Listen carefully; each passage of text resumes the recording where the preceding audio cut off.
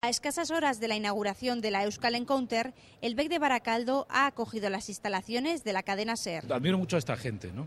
Que tiene esa capacidad de pasión por algo, y en este caso por venirse aquí, estar 3 días conectados, dormir poco en el mejor de los casos, muy llamativo. Y es que este encuentro en torno a la informática ofrece un excelente escenario para un programa diferente.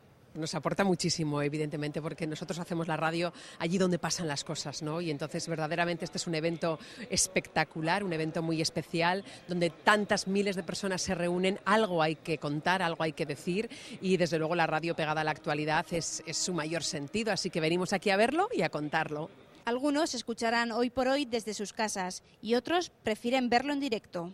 Me he agarrado el coche y he dicho yo me voy al BEC a verlo. Hoy he venido a oír lo de la cadena SER, el programa, porque yo soy adicto a la cadena SER. Una iniciativa que ameniza la mañana de todos los participantes. La verdad es que me ha parecido una gran idea, una oportunidad de ya no solo ver la cara de la gente que hace este maravilloso programa, sino que es un modo más de acercar a los jóvenes a las nuevas tecnologías.